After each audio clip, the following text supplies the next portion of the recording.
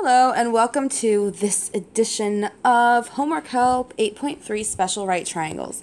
We're going to be doing problems 1, 2, 3, and 4, one from each for today.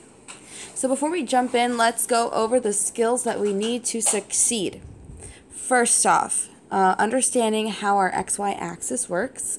We start over here on the right at 0 and 360 degrees. 90 degrees is up at the top. We know 180 is diametrically opposed to 0, and then 270 is down here at the bottom. So when we're given an angle and asked to graph it, we're going to have to figure out which quadrant it's in. So I'll be referring to quadrant 1, that's between 0 and 90. Quadrant 2 over here, 3, and we're going in counterclockwise order. And then 4. Now based on the quadrant that we're in, our x and our y are going to be either positive or negative. So just like you would think of any xy axis, if we're in quadrant 1, well, to get over into this quadrant, we're going to have a positive x value because we're over to the right, and then also a positive y value. So it's going to be positive x, positive y. Just keep your signs in check. 1 second. Hello. Can I give you a call back later? I'm making a math video. Okay, bye. No. Okay, so that's our first quadrant. Now, in quadrant 2, if I want to go backwards on the x-axis, then I'm going to have a negative x, but then I'll be going up for positive y. So make sure that anytime you're in quadrant 2, you make sure your x is negative and your y is positive. In quadrant 3, similarly, we're going to go back and then down to get into quadrant 3. So that's going to be a negative x, and our y is also going to be negative. And then finally, in our fourth quadrant, our x is positive because we're over to the right, and then our y is negative because we're down below the x-axis. So make sure you've got your signs good. If you have questions, please ask your teacher in class. It's super, super important. Next, let's talk about our special right triangles. We've got two basic special right triangles. Our first one is the 30, 60, 90.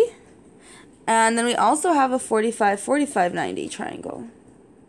And so this is what's important to memorize. The sides across from the 30, the side across from the 30 will always be labeled 1/2. Okay, it's across from the 30 degrees. Across from the 60 degrees, and I'm just going to ask you to memorize these or write them down on a note card, we'll always have square root 3 over 2. That's across 60 degrees.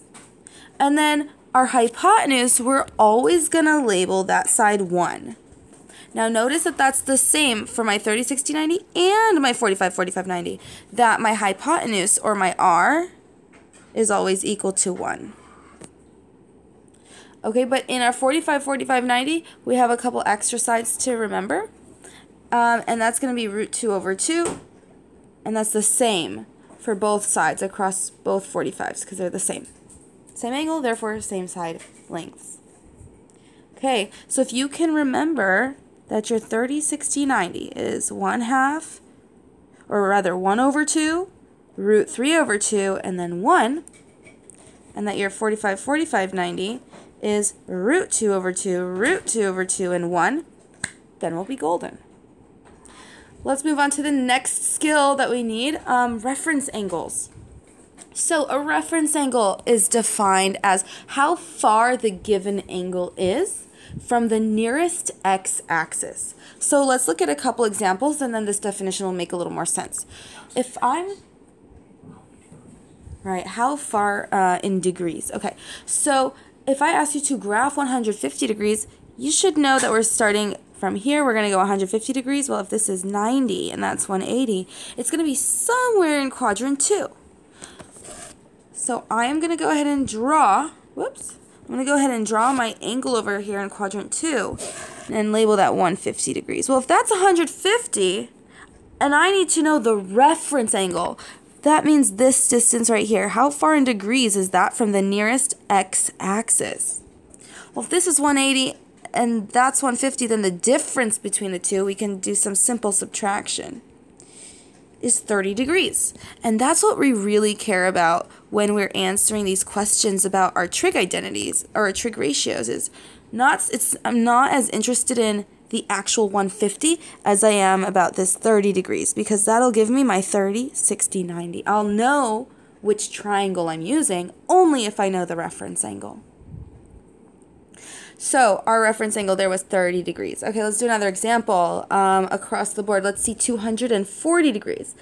Well, this is 180, that's 270, then I'm going to be in this quadrant, and I need to figure out how far I am in degrees from the nearest x-axis, which would again be this 180. So, again, some subtraction will help us out. 240 minus 180 will leave me with the difference, which is 60 degrees. And so now I know I'm going to draw 30, 60, 90 again, except this time my reference angle is 60 degrees. Another example. If I have 315 degrees, I'm going to be somewhere in quadrant 4. And if you do the math, you'll see our reference angle is 45 degrees. That's how far I am from the nearest x-axis, which in this case was the 360 mark. Why don't you pause this video and try these bottom 3 examples yourself? Hit play again when you're ready and see how you did. Okay, so for 120, we're in quadrant 2, and we should have a 60 degree reference angle. If that's 180, then 60 degrees less will be 120. For 330, you should go all the way around, and you have a 30 degree reference angle because you're 30 degrees away from our nearest x-axis, which is the 360. And then finally for 60 degrees, we are in quadrant 1. There's not too much work to do. I mean, 60 degrees is 60 degrees away from 0. So that's pretty straightforward. Okay, let's do our last skill. Please, please, please know your trig identities. So we've got sine is y over r. Cosine would be x over r. And then tangent y over x. I'm going to ask that you also memorize these reciprocal identities. They're just the reciprocals of sine, cosine, and tangent as we already know them. But it's important to memorize which are the reciprocals of which. So in this case, if I'm highlighting the first pair, okay? Cosecant, that's pronounced. Cosecant is the reciprocal of sine theta. So instead of y over r, we'll be dealing with r over y. Now how on earth are you going to memorize that cosecant is the reciprocal of sine and not, let's say, cosine? Here's how. I want you to observe the beginnings of each trig identity. So sine is missing a co in front, and cosecant provides the co. Here's what I mean. Between sine and cosecant, only one of them has a co in the front of the word. So there's got to be one co per pair. Let's look at the second group. I have cosine and secant. So cosine has the co in the front. Therefore, it is paired with secant, which does not have a co. And then finally, we have tangent and then cotangent. Now that one's pretty easy to remember.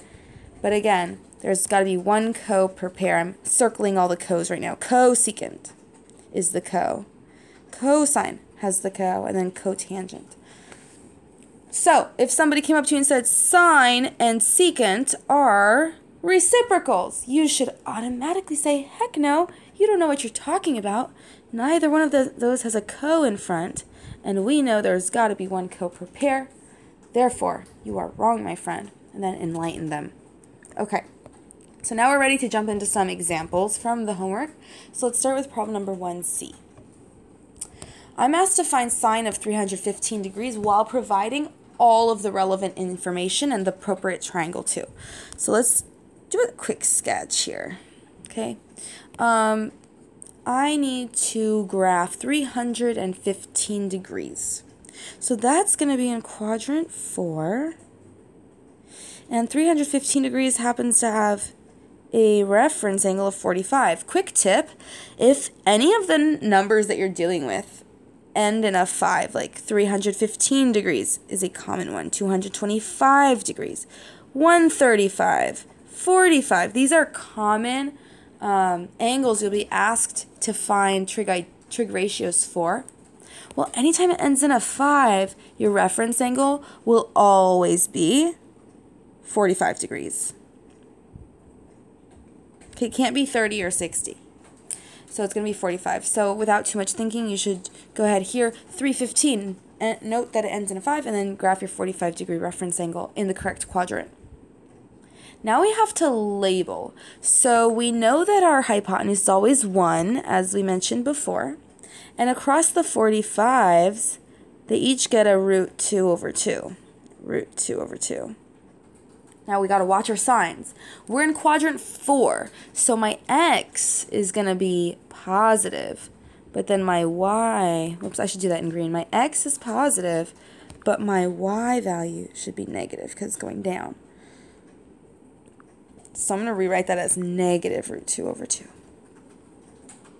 Last step, I need to remember my trig ratio. Well, sine is y over r. So I'm looking now for my y value, which is negative root 2 over 2, over r, which is 1. Well, anything over 1 is simply itself, so my answer is negative root 2 over 2. That is sine of 315 degrees. Let's do another example from number 2C.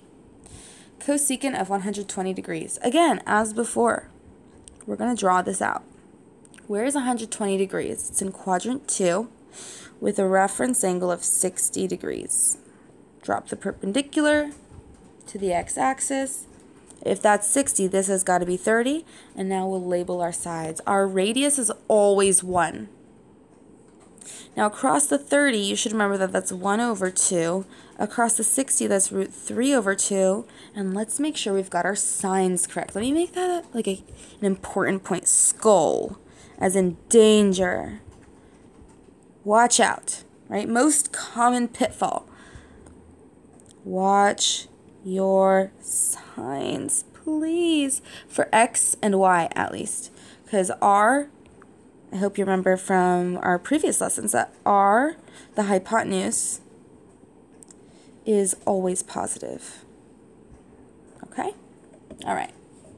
So I'm in the second quadrant. That means that my x is going backwards, therefore it's negative x, and then my y is going in the up or the positive direction, so that's going to stay positive, root 3 over 2. And now I need to just find the correct ratio. So cosecant is the reciprocal of, let me ask you this, is cosecant the reciprocal of sine theta or cosine theta? Well, since cosecant already has the co in front of the word, it's got to be the reciprocal of sine, the one missing the co. So if sine is y over r, then cosecant is r over y. And now I just need to put the information together. Let's get it from the drawing. My r is 1, and my y is root 3 over 2. So I got a complicated looking fraction here, but remember, when you have a fraction within a fraction, we call this, by the way, a complex fraction, you're going to want to do the, you're going to want to multiply by the reciprocal of the denominator. In other places, you may have seen this referred to as drop, switch, flip. Well, right here, I'm just going to label it as multiply by the reciprocal of the denominator. So my denominator is root 3 over 2. So instead of doing 1 divided by root 3 over 2, I'm going to do 1 times. The reciprocal would be 2 over root 3. Now, multiplying straight across, I'm going to put this 1 over 1, so I can get 2 over root 3, right? Because 1 times 2 is 2. 1 times root 3 is just root 3. And ouch, there's one final step. I cannot leave a square root in my denominator, so I'm going to multiply the top and bottom by root 3. And multiplying across, I get 2 root 3 over root 3 times itself is just 3. Whew, that had a lot of tricky little algebra steps at the end, but we got there. So my answer here is 2 root 3 over 3, and I'm done. Okie doke. Rewind the video if you need to see it again. The tricky stuff at the end was just how to deal with the complex fraction, and then how to, this is called rationalizing the denominator. We needed to rationalize the denominator. So if you have more questions on that, you can just look up those key terms and get those little skills in place. All right, let's do problem number 3C and move on. So I'm asked to find cosine of 150 degrees. Before I do anything, I'm just going to go ahead and write in my formula. Cosine is going to be x over r, and now I'll graph it. 150, that's got to be in quadrant 2 between 90 degrees and 180 degrees. And it's got a reference angle of 30 degrees because that's how far 150 is from 180. I could do 180 minus 150. Remember, subtraction here always works out nicely. So now that I know I have a reference angle of 30 degrees, I can drop my perpendicular. Recognize this is a 30, 60, 90, and then we'll label our sides. My hypotenuse is always 1. Across from 30, I get 1 over 2. Across from 60, root 3 over 2. And now we got to check our signs. This is going back in the x direction, so that's a negative. That's my x. And I'm going up in the y direction. That's positive over there. And now x over r, let's do it. My x value is negative root 3 over 2 over r is just 1. So my answer is simply negative root 3 over 2. Ta-da! Not so bad. That one was nice and simple. All right, last problem. I'll do one from problem number 4. We're going to do 4B. We're asked to compare with less than, greater than, or equality symbol, tangent of 135 versus tangent of 315. So real quick, I'm going to graph each of them. Yeah, so here's tangent of 135. Now, remember I said if it ends in a 5, your reference angle is 45 degrees. Automatically reference angle. And this one ends in a 5, so I know my reference angle is also 45 degrees. So 135 is going to be in this quadrant with a 45 degree reference angle. That's going to be root 2 over 2, and since it's going in the negative x direction, negative root 2 over 2, 1. Over here, I'll have in the fourth quadrant, 315 has a reference angle of 45. Negative root 2 over 2, positive root 2 over 2 for my x, and then 1. So tangent is y over x. So let's see what we got going on. On the left side, my y is root 2 over 2, and my x is negative root 2 over 2. Now, you can do this in 2 ways. I'm going to do the easier way first. Please recognize that when you have something divided by itself, that the answer is always going to be 1. And then we have to keep in mind that that's a negative. We've got a positive divided by negative, so it's going to be negative 1. The other way that we can do this is to multiply by the reciprocal. So I'm going to do that now just to show you both ways. So keep the numerator as is, root 2 over 2.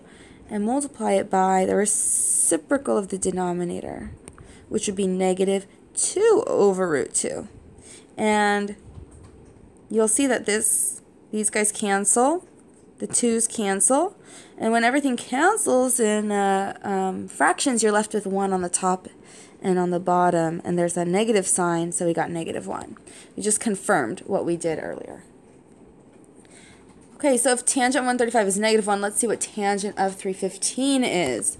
Again, we have y over x, and again, we have negative root 2 over 2 divided by root 2 over 2. We just did this problem. That's negative 1. So that means that these guys are equal to each other. Yay! Okay, I hope that that lesson was as fun for you as it was for me. It's not bad. There's just a few pieces to keep track of, and be very, very careful with your signs, and you should be golden. Okay, I'll catch you guys next time.